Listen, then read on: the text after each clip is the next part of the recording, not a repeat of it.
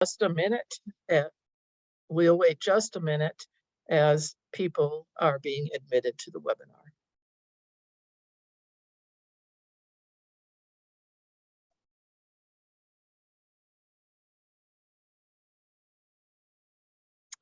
So welcome everyone to this month's episode of Let's Talk Books at NMU. I am Lynn, professor of English here at Northern Michigan University, which is located on the sacred homelands of the Anishinaabe Three Fires Confederacy. Today, I'm welcoming Etta Madden, author of Engaging Italy, American Women's Utopian Visions and Transnational Networks. This series will continue throughout this academic year on the third Friday of each month at 1 o'clock Eastern Time. We will take a break for the December holidays, but in January, my guest will be R. Brown, author of Race and the Power of Sermons on American Politics. You'll notice at the bottom of your screen icons for the chat and the Q&A. Feel free to use the chat icon to talk with one another. If you'd like to post a question for the speaker, use the Q&A. I'll be monitoring that for our question period at the end of the presentation. If you see a question that interests you, you can give it a thumbs up icon, and that will let me know that it's a popular question. This episode will be recorded and posted on YouTube. To access it, you can simply search for Let's Talk Books at NMU, or you can email me at english@nmu.edu, and I'll forward the link to you. Before we get started, I want to give a big thanks to Matt Herbig from Audiovisual Services here at NMU, who is helping with the technical end of this series, and to Dr. Rob Wynn, Dean of the College of Arts and Sciences, who is supporting us financially. Now, I'd like to introduce Etta M. Madden. Etta Madden is the author or editor of 4 books, which consider American women writers, Italy, and utopian literature and intentional communities. These books are Engaging Italy, American Women's Utopian Visions and Transnational Networks, which she'll be talking about this afternoon. Eating in Eden, Food and American Utopias. Selections from Eliza Leslie, and Bodies of Life, Shaker Literature and Literacies. The recipient of a Fulbright Award, Etta has been Research Fellow at the New York Public Library, an NEH seminar participant at the American Academy in Rome, and a 2-time recipient of a Mellon Fellowship from the Library Company of Philadelphia. She teaches courses on American literature, women writers, and utopian visions as Cliff and Gail Smart Professor of English at Missouri State University.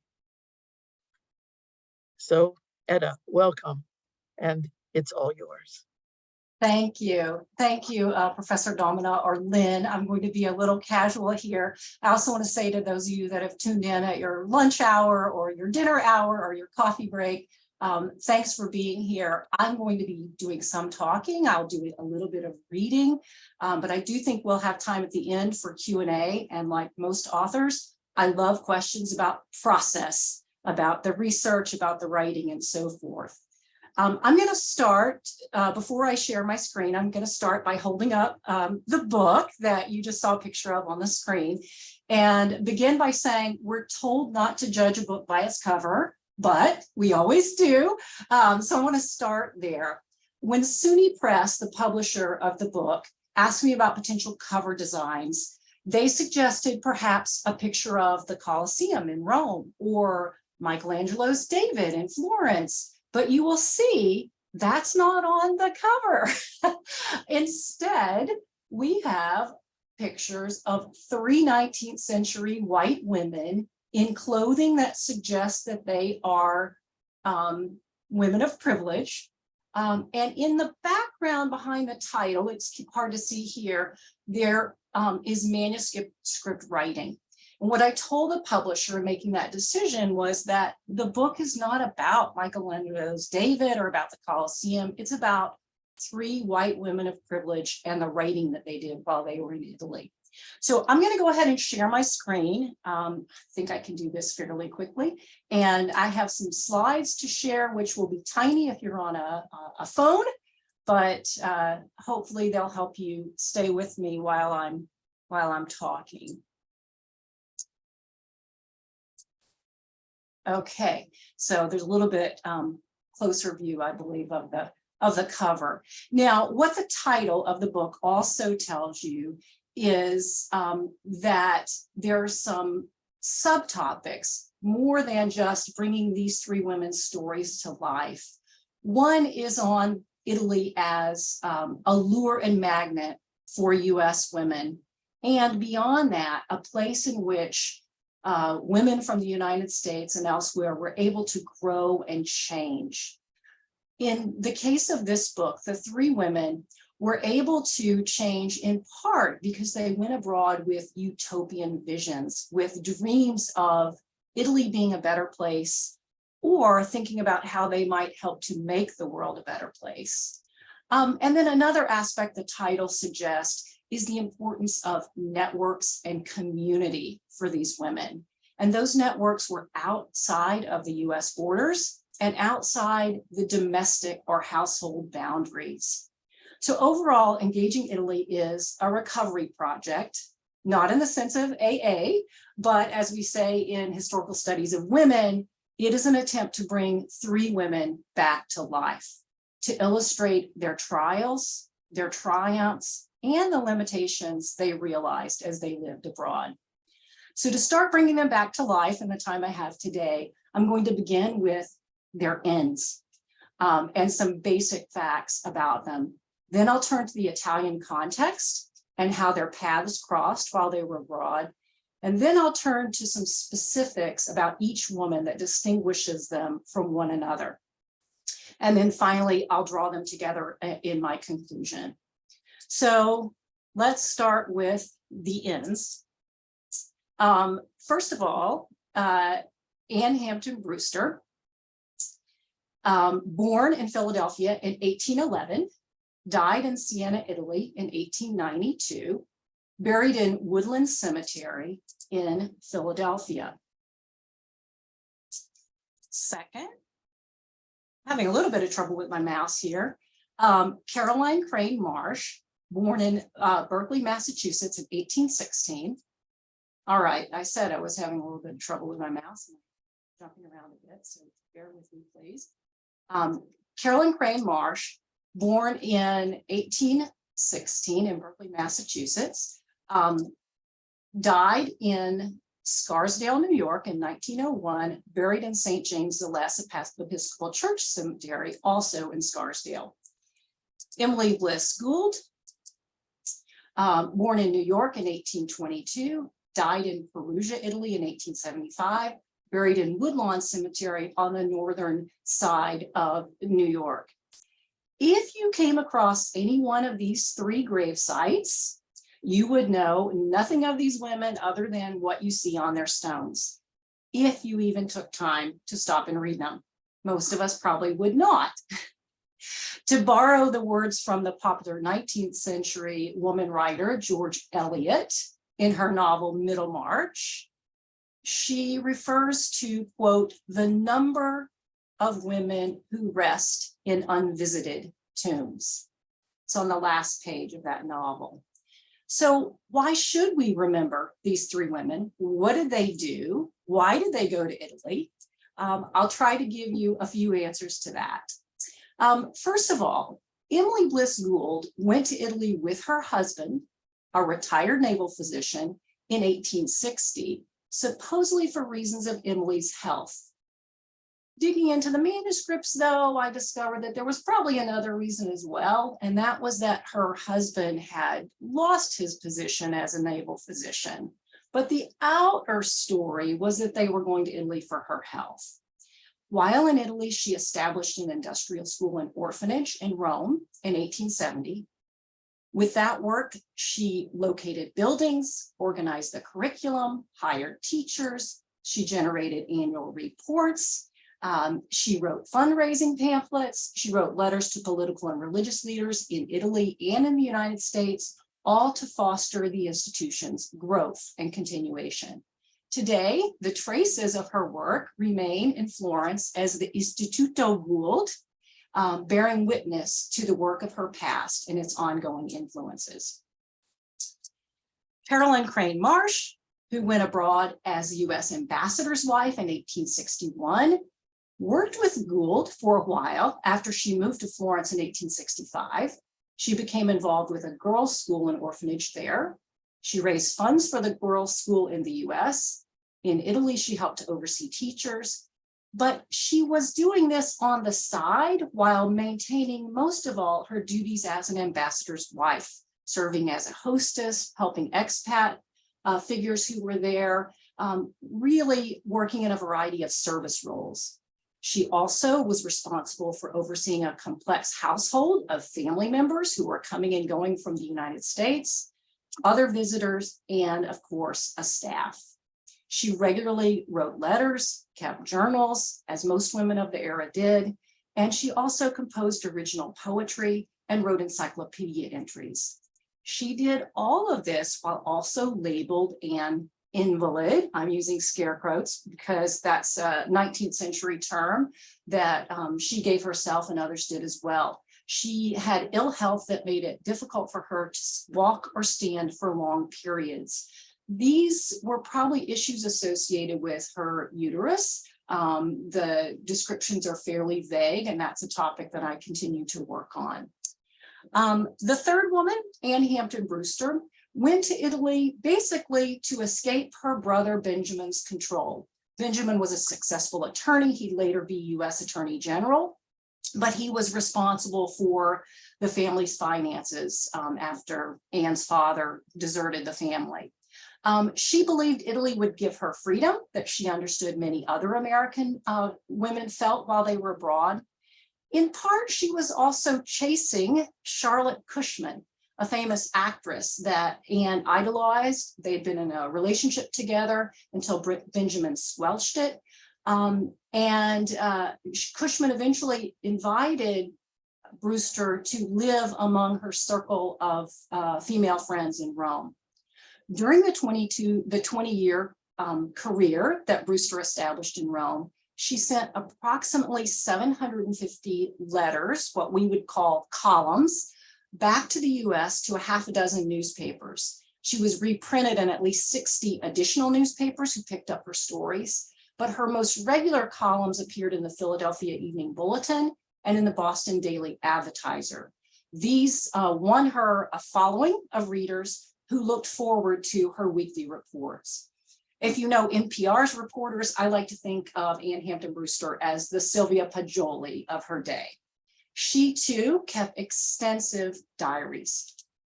Now, all three women were very well known among expats in Italy in the era, and they were relatively well known in the US, at least throughout the Northeast, for their work abroad during the historical period that's now called Italian unification.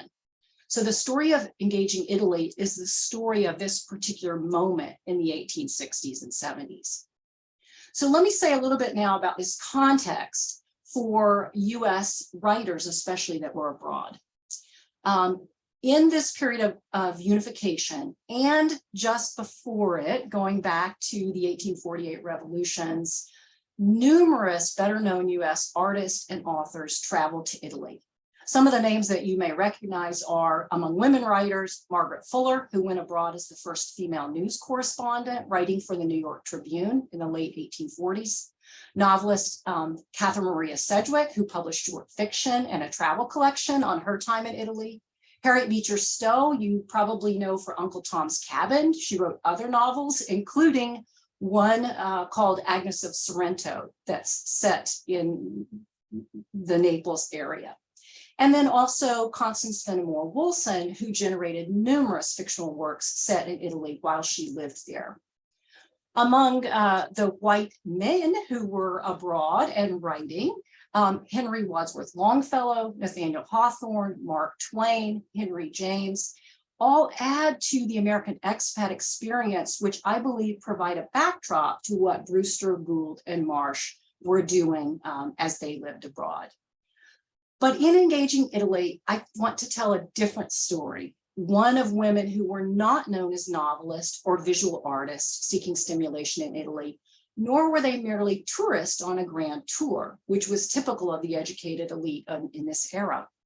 Rather, these three women were infected by the political environment while living abroad, and telling their story, a new story, assumes that you know something of this old story of the numerous other travelers that were there. So let me just say a little bit more about this context of Americans in Italy. Mark Twain and Henry James wrote that Italy in this period was for Americans abroad a museum or a mere spectacle. Margaret Fuller had written earlier that at least one type of American abroad wanted to see and be seen in this grand arena, consuming culture in every way. She thought this was a rather despicable type of American traveler. Another type that she also abhorred was the American traveler who found everything abroad much less refined, much less perfect, that everything back home in America was superior to what they found abroad. For Margaret Fuller, the ideal type abroad was a thinking American. She borrowed the phrase from Emerson. The thinking American who learned from their experiences abroad in a more positive way, a type of learning that I apply to the three women in Engaging Italy. Now, going back to Hawthorne, he wrote in The Marble Faun of Italy being full of dirt and filth. And he also wrote in his diaries of women like Margaret Fuller losing herself to an Italian lover while she was supposed to be writing the news of the 1848 revolutions. Of course, she did write the news as well. He didn't understand what could have come over poor Margaret, a single woman in her late 30s, when she embraced an Italian nobleman who had turned revolutionary and had a child with him. Henry James followed Hawthorne's lead in berating US women who lost their expected feminine behaviors. He wrote of the Marmorian flock of female artists surrounding Charlotte Cushman, many women in female-female marriages, known then as Boston marriages, and of fictional women he created, such as Daisy Miller. Daisy Miller, you probably know if you've read the novella, died due to her refusal to accept cultural norms in Italy. In short, in this era, Italy was known as a dangerous lure which seduced US travelers and changed them forever. The women in Engaging Italy were changed, but I argue in a powerful and positive way by Italy's call to them. Authors such as Henry James also responded positively to Italy. And another white male author who loved it and with whom I open the book is Longfellow. Longfellow's second visit to Italy in the winter of 1868 and 69 provides the setting with which I open the Engaging Italy. I refer to it as a series of fortunate events that links Gould, Brewster, and Marsh in those months. I'm going to shift slightly and actually read a little bit of the opening. And so if you have already picked up the book and read the opening pages, this is going to be familiar to you. In December of 1868, Henry Wadsworth Longfellow, lauded for capturing the ideals of American individualism, patriotism, and public sentiment in his poetry, arrived in Rome to a series of celebrations. Americans and Italians alike admired him for his fireside poetry and his work as a Harvard professor. Children memorized his verses. Well-educated adults praised his translation of Dante. On this visit, his second to Italy, it differed notably from his first, when he was a little-known scholar of languages in the 1820s. Now, 40 years later, the events celebrating him dotted the international news. Among the news accounts was one written by New Yorker Emily Bliss Gould, who was then an expat in Rome. Gould was writing for Bret Hart's Overland Monthly, a California newspaper similar to the Alta California, where one Mark Twain's travel columns had begun appearing a year earlier. In 1869, the same year, Twain's columns would be gathered up and published as a book, Innocents Abroad. So in the same period, Gould is writing for Hart's newspaper, the column called Gossip Abroad. Gould's correspondence in January reported on Longfellow's stay in Rome as well as on events at St. Peter's, battles across Europe, preparations for the Vatican Council. But among the winter festivities for the American residents in Rome, Gould explained, the Pennsylvania painter and poet Thomas Buchanan Reed had hosted dinner and evening entertainment in order to greet Professor Longfellow. The season in Rome, she wrote, was short that year for the lavish winter parties because Lent, marking the end of the festivities, fell very early. As a result, the expats were almost wild with engagements that more than fill our days and nights, she wrote. I'm quoting quite a bit here from Gould's writing, but I'm not going to take time to indicate all the quotes. So these affairs that Gould wrote about no longer bore the simplicity which previously marked the entertainments, she explained. The decadent habits of New York and Boston had resumed under the shadow of St. Peter's and the Colosseum. One dinner, she explained, included peacock served with brilliant tail and all. Longfellow's arrival, however, merited such occasions for lavish social performances. She wrote, "We delight to do him what honor we may. Dinners and balls, breakfasts and suppers, receptions and concerts follow each other in quick succession. If to the usual charm of Roman gatherings is added that of his society, we esteem ourselves happy indeed." One Longfellow dinner party was detailed by Gould's neighbor near Rome's Spanish Steps. That would be Anne Hampton Brewster. She wrote, "The Longfellow receptions and dinners are numerous, many of them brilliant. Mr. and Mrs. Childs' entertainment last week was superb." Now, George Childs was publisher of the Philadelphia Public Ledger. Brewster's introduction to him soon after her arrival in Rome and just before Longfellow's arrival was for Brewster a fortunate event. It furthered her goals as a news writer abroad, an important networking opportunity. The evening with Longfellow was another one of those fortunate events. She recorded in her diary the dinner, and I am quoting here, "Flowers, lights, table decorations, dinner, every detail was perfect. Monsignor Nardi said that he had never seen anything of the kind so beautiful." Brewster's entry continues, spilling onto several pages in dialogue form, capturing the lively conversation she conducted with Monsignor Nardi. Who was this man who raved about the dinner decor and deserved so much attention in Brewster's diary? He was Ernesto Francesco Nardi. I don't have a picture of him. I couldn't find one that I didn't have to pay for copyright privileges.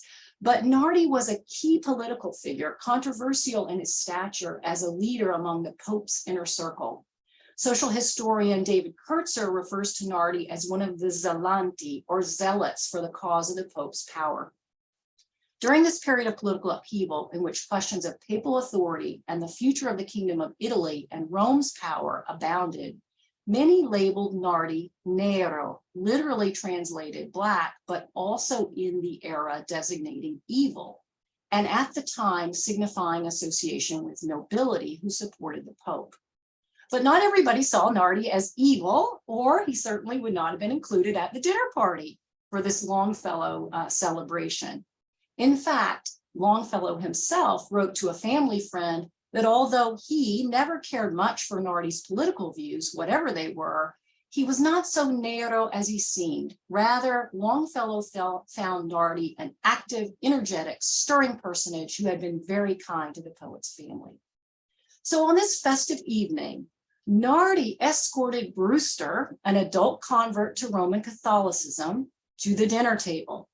Over dinner, the two discussed the controversial syllabus of errors at the center of the Vatican Council's deliberations on papal infallibility. During the dinner conversation, Brewster asked Nardi, and this is a quote, as frankly as if it were the program of a concert, for a copy of an ecclesiastical document meant only for the private use of bishops.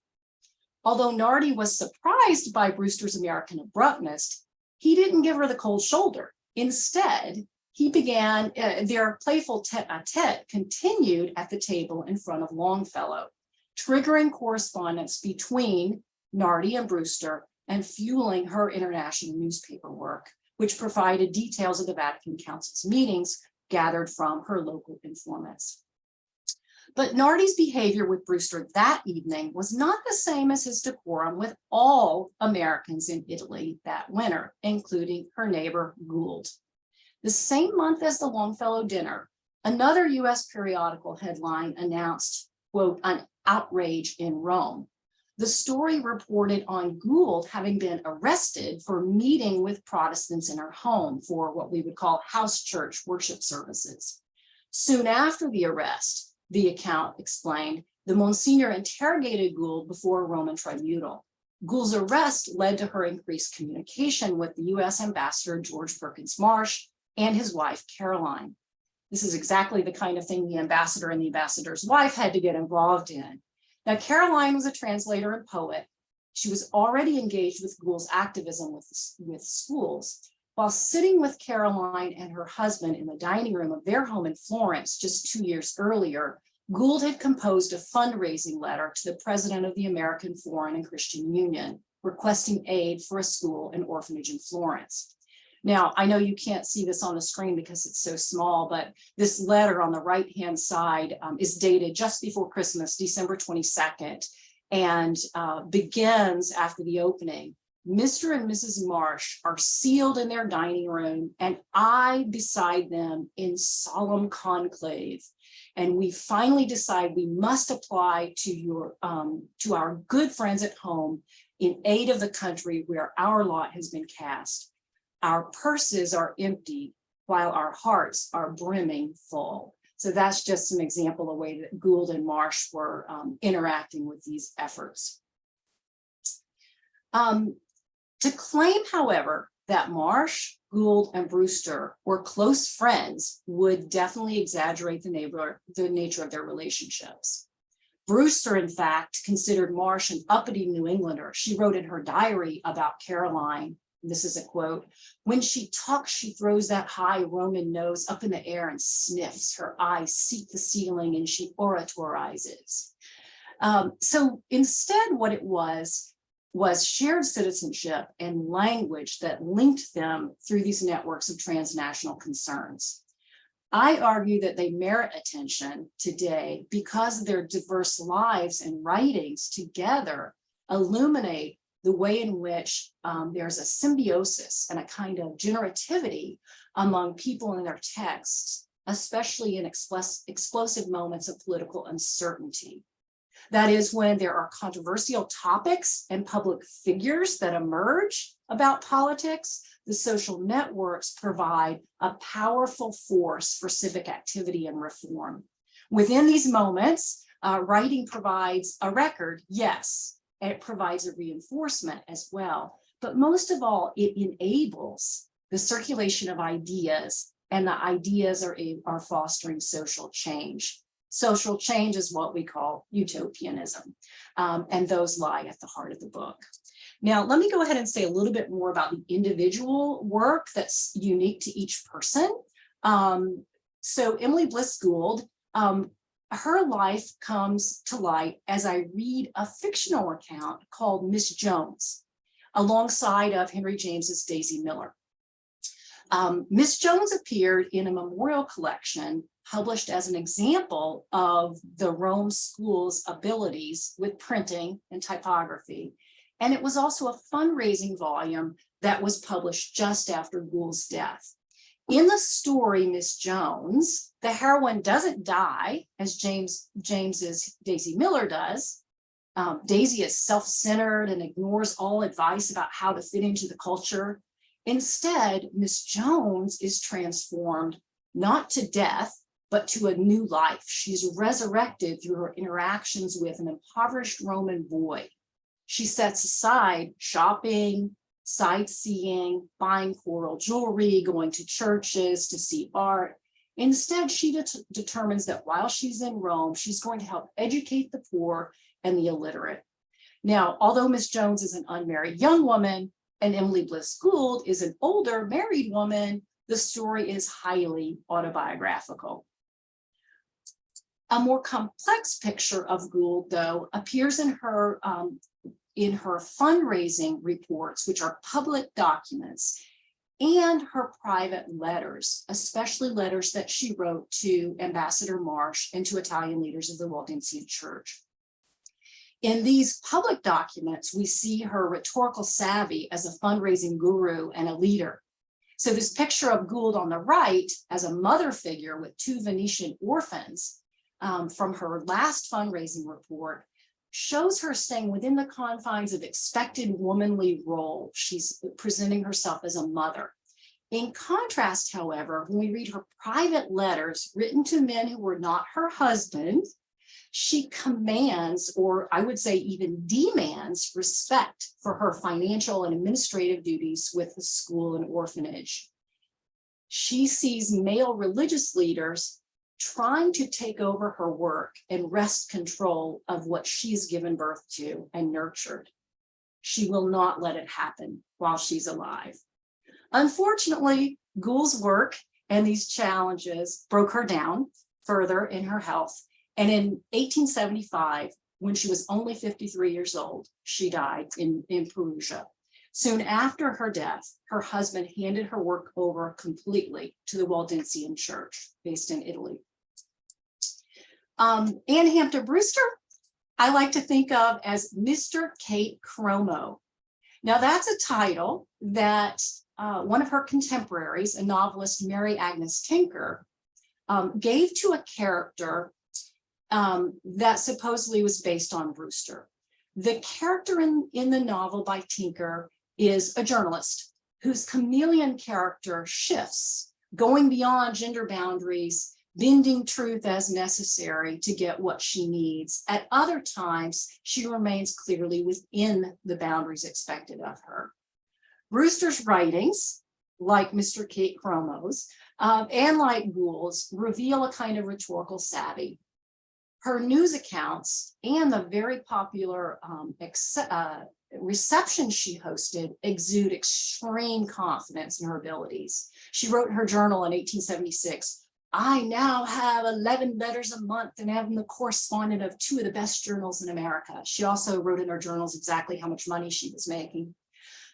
Twice weekly, she opened her 14-room apartment on the Quirinal Hill to guests. These receptions were so popular as the place to be for expats in Rome that Charles Warren Stoddard wrote an article on them for the San Francisco Chronicle. In Brewster's diary entries, however, we see her anxieties about money, about her writing, her depression, her frustration with her brother who still angers her, her attraction to women like sculptor Harriet Hosmer and Irish novelist Amelia Edwards. But in the same pages where she reveals her attraction to these women, she also writes of her repulsion at the thought of, quote, women loving women. I delve into this topic at length in the book, and you can ask me more about it in the Q&A if you want. I do want to just move along and say I also bring Brewster to life by looking at poetry, not poems that she wrote, but verses that were gifted to her. I've got a picture of one of these on the right. It's a poem called For Queen Anne, written by Louise Chandler Moulton, another Boston journalist traveling in Rome in the 1870s. And in this poem, she pays homage to Brewster by calling her queen and by referring to her poem as a very poor flower that she's offering to this queen who rules over expats in Rome. I also look at a poem called The Radical Club, which was written by Sherwood Bonner as a sarcastic riff on the New England Transcendentalist. Brewster had a gift copy of that from one of her male friends. When I read these poems, I don't just look at the lines of verse and their imagery, but I use what Michael Cohen underscores as encounters between people and their poems, which go beyond the bounds of reading and literariness to consider the scenes of recitation and exchange, which transform a poem from merely a literary text into a social relation. The poem becomes a cipher, Cohen says, which points to a complex web of relations. In this case, for example, the people who gathered at Brewster's receptions and heard poems like this read, the authors who wrote them, as well as the imagery within them. So Brewster's decisions to keep poems like this give us pictures of her social relations, just as the other writings she preserved show us her social change. Now, Brewster's career abroad, like Gould's, came to a rather sad end, but hers was a slow decline, a gradual decrease in her newspaper agreements and income, perhaps a change in readers' interest over time. But she moved from Rome to Siena to reduce her expenses the last few years of her life and died in Siena, a single woman with 2 household helpers in 1892. Caroline Crane Marsh, I resurrect by looking at her poems that she wrote, as well as her diaries and letters. Because of the time, I'm not going to say as much here about her and her service work as an ambassador's wife, which sets her apart from Brewster and Gould. But her writings do capture the arc of change that is typical to what happens with all 3 women. She goes from highly optimistic and certain of her American Protestant views to becoming skeptical about her involvement with the schools in Florence, for example. She faces and accepts her own limitations as an activist abroad. She realizes that imposing an American way or American ideals on the women and children within that culture where she's living is beyond her, and perhaps beyond what any outsider should try. Just a few examples to illustrate this change. She writes a moralistic children's tale set in the mountains of rural Tuscany. It reveals her softening toward Roman Catholic religious practices, even though it does continue to emphasize a Protestant work ethic. Her diary entries in 1873 in particular state overtly how frustrated she is with a naive fundraising committee she's chairing. While planning for a theatrical fundraiser in Florence, she can see that the expenses projected are going to exceed by far any net gain from the event. The wealthy expat women she's working with just don't seem to understand finances and financial hardship. Another diary entry expresses frustration over trying to educate the adopted ward or son that she and George have taken on. She's in her 50s and her husband is in his 60s, and they've adopted a son that George labels King Carl because he's so demanding as a little boy and they give in to him. Carolyn wrote in her diary that this child seemed completely unteachable. Finally, one of Caroline's poems with a Latin title, Frustra Laboravi, which translates into In Vain I Have Labored, captures this change in her attitude. The poem has 5 stanzas. Each one bemoans the useless efforts of a person trying to achieve their utopian goals. A farmer, a merchant, a parent, an artist, each one has labored in vain. Finally, though, Caroline concludes the poem as though she's trying to convince herself that it would have been far worse to not have labored. In the end, it's the valiant efforts that give life meaning, she writes. Now, Marsh left Italy after her husband's death in 1882. She lived another 20 years with her nephew in Scarsdale, New York.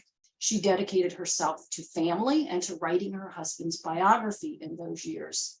This bittersweet message of Caroline's poem in her final years returns us to where I began and where I will conclude.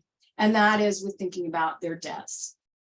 I return to the quote from George Eliot. This time I'm sharing it on the screen about the heroine of Middlemarch. Eliot wrote of Dorothea Brooke, her full nature spent itself in channels which had no great name on the earth, but the effect of her being on those around her was incalculably diffusive. For the growing good of the world is partly dependent on unhistoric acts, and that things are not so ill with you and me is half owing to the number who lived faithfully a hidden life and rest in unvisited tombs. Caroline Crane Marsh, as an ambassador's wife, conducted many unhistoric lives that had a diffuse impact on the world. Her body, as I said earlier, was laid to rest in the cemetery of St. James the Less, Episcopal Church in Scarsdale, where stones mark her grave next to her favorite nephew and a great niece. Her husband's memorial stone lies across the Atlantic in Rome's non-Catholic cemetery in the company of visited stones like those of John Keats and Percy Shelley.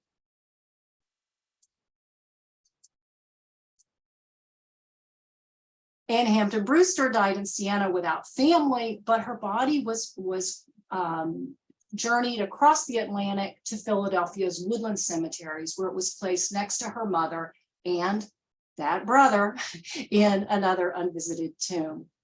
Now, Gould, comparatively speaking, was sanctified in relationship to Brewster and Marsh through a larger memorial service in Lower Manhattan, a larger memorial stone, and the institution that she left behind.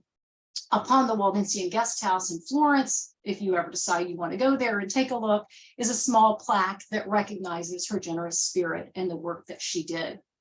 Her surviving husband, something Brewster and Marsh lacked, may have been responsible for this attention after her death. But in New York's Woodlawn Cemetery, where her body lies, there are also stones honoring the more famous Elizabeth Cady Stanton, Herman Melville, and newspaper writer Nellie Bly, all decorated with flags and flowers left by visitors. In contrast, Gould's stone, which you've already seen, like Marsh and Brewster's, appears largely unvisited. Neither flowers nor flags adorn it. But the stone's engraving merits our attention. On the eastern face, it speaks to Gould's life. Her epitaph reads, "She hath done what she could." Sunrise or sunset, the message may resonate with hopefulness or shadow, depending upon how the light strikes it, and depending upon what onlookers know and understand of her life's work. Gould's actions with her pen, like those of Brewster and Marsh, can revise the stories of women abroad, if we know about them. Eliot might well have written of any of these three women. The effect of her being on those around her was incalculably diffusive. While Longfellow's poems were recited publicly for decades, Longfellow's houses in Cambridge, Massachusetts, and Portland, Maine are open now as museums, and his tomb in Mount Auburn Cemetery is visited regularly. These three rest in unvisited tombs. Each of them may be said to have lived faithfully a hidden life. Nonetheless, I believe they contributed to the growing good of the world, not only during their lives, but also through the ripples their acts leave behind. I hope that today, my recounting a small slice of their stories helps bring them back to life, however momentarily. As women abroad, they were more than consumers, artists, or mere spectators. Perhaps through them, we might contemplate how best to live in our times of political change. Thank you. That's what I have to share about these three women. I'm going to stop sharing my screen, and I would love to address questions. Thank you, Etta. This was really interesting, both your information about the three individuals and all of the contextual material that you've given us. So we have a question here from Maria Sanchez, and she asks, could you talk about the ethnic and racial attitudes of your three subjects toward Italians? I know a great deal about the whiteness of a different color, to borrow from Matthew Fry Jacobson, associated with Italian immigrants here in the United States. What kinds of attitudes did these women take with them, and did they see Italians differently after having lived among them? So that's a great question. And I do address the racial attitudes in the book. So how to address it and sum it up briefly here. They definitely all three have white racist attitudes toward Italians as being darker people. And they also see a kind of racial hierarchy on the Italian peninsula moving from north to south, which is quite common in the era as well. what I try to do in the book is make a point, especially in the reading of the story Miss Jones, the way in which Miss Jones' attempt to make the world a better place is imposing her colonial attitudes, as well as dependent upon the way in which this dark boy with dark eyes lives in a dark hovel underneath the bright lodging where she's living.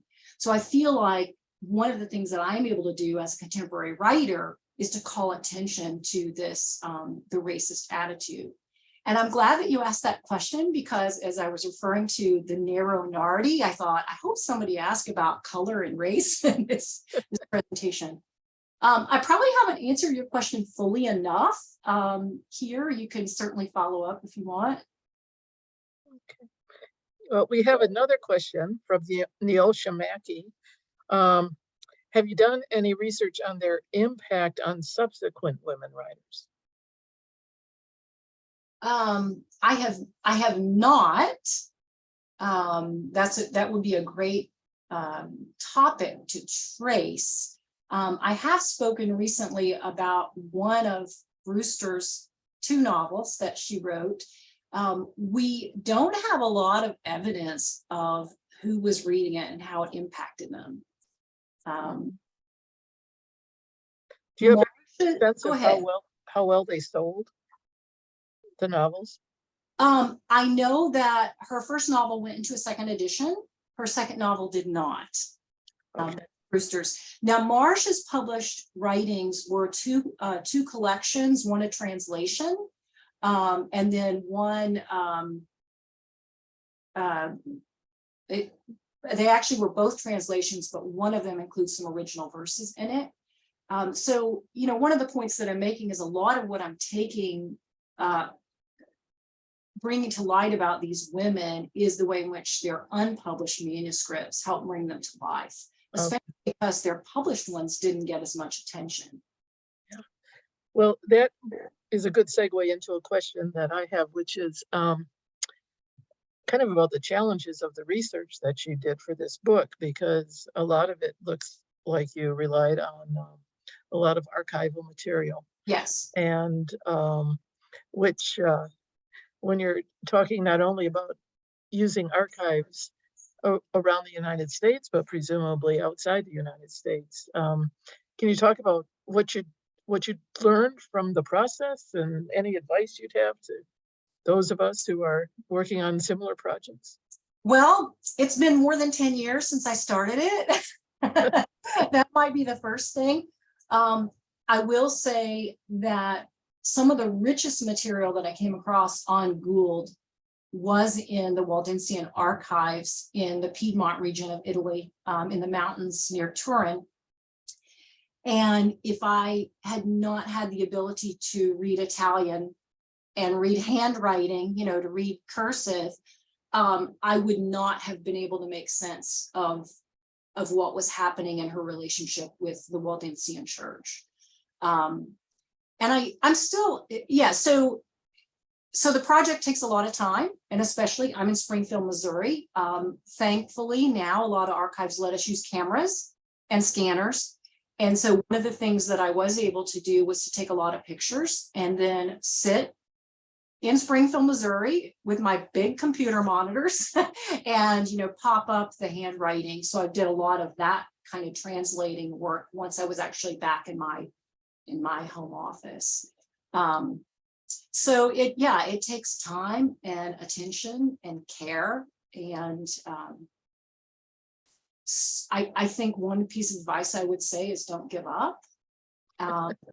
I always say the next project I'm going to rein in sooner. I'm going to frame it earlier. But sometimes we discover things through the research process, and it causes us to shift the frame and adjust the frame. Yeah. Initially, this project was going to be on 3 other women, not the 3 that are in it now, and it was going to go into the 20th century. And I learned more and more about this particular era, and I began to see exactly what was happening in 1868, 1869, 1870, 1871, sort of that allowed me to kind of zoom in on this more hot button moment, I guess you could say. And that helped me a little bit. Yeah. Yeah. I keep thinking about the other question about race too. And I feel like I haven't dealt with it the way that I should. One of the overarching points of the book is the way in which these women's changed was in their understanding of their limitations. Is that saying specifically that they recognize their racism? No, it is coming to terms more with cultural difference, and maybe trying to get a better idea of how to converse with people that are different and how to rethink their own expectations as white women of privilege. So that's definitely a kind of theme that I try to push through the book. So I know you mentioned early in your talk, excuse me, about some of their motives being ostensibly about health, which might explain the choice of Italy. But if they were so wary, let's say, of both Roman Catholicism and people whose complexions might be a little darker than their own, did they consider locating in Europe farther north at all, or was Italy just such a draw that they ignored those other details?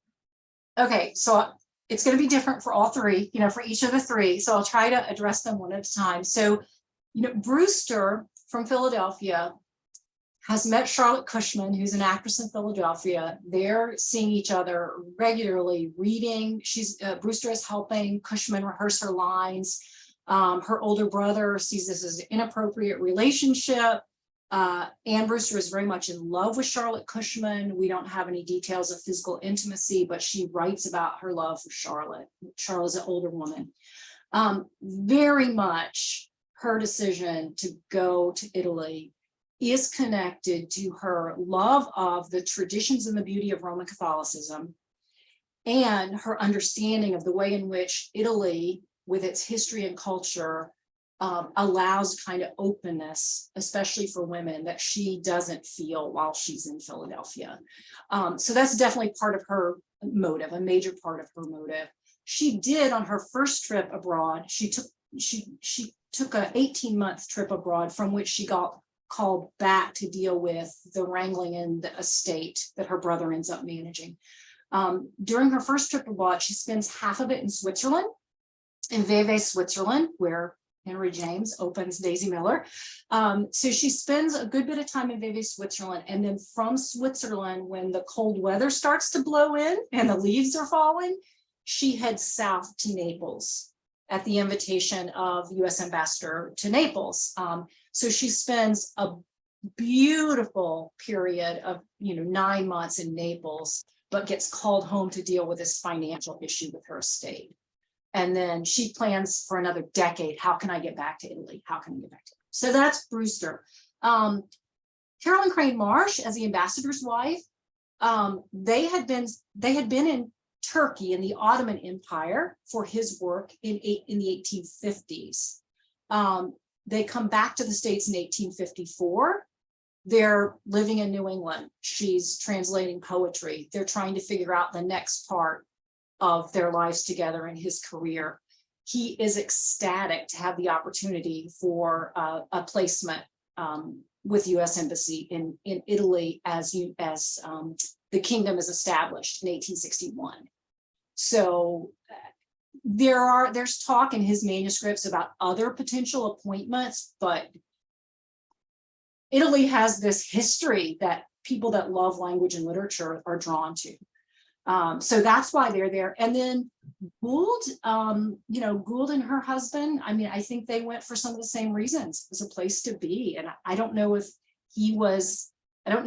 Dr. Gould, Emily's husband, was sort of advised, hey, you could be a physician to all the expats in Rome, which is what he ends up doing. His name is in all the travel guides to Rome.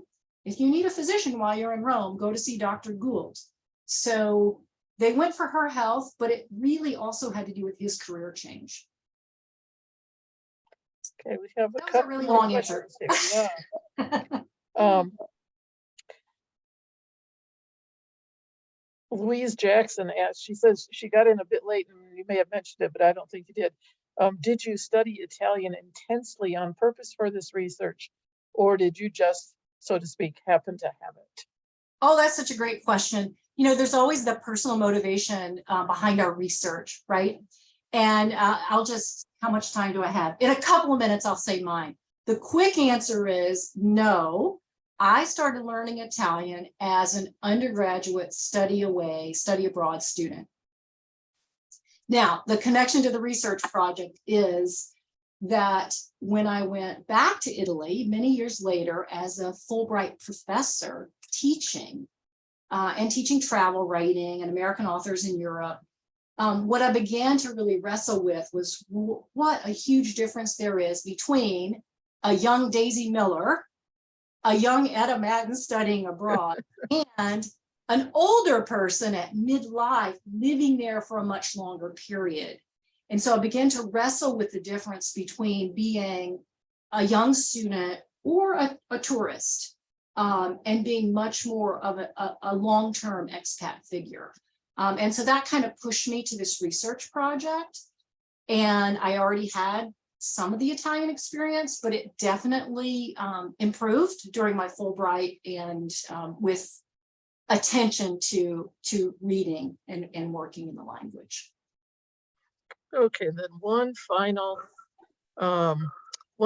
question from Catherine Colkin. You were finishing this book through some dramatic times. How, if at all, did that shape your understanding of this material? Well, I think the first 6 to 9 months of COVID, the first 6 months of COVID, I was revising the manuscript. And I would just say at one level, I just had to sit and focus on the manuscript. I didn't have anywhere else to go. And so that was great. But the other thing that it made me think about was detachment. You know, the title Engaging Italy is supposed to play on the women's engagement with the local culture and the way in which the culture was changing. And one of the things that happens when we write and do a lot of research is we become isolated from the larger world in some ways because we spend so much time alone.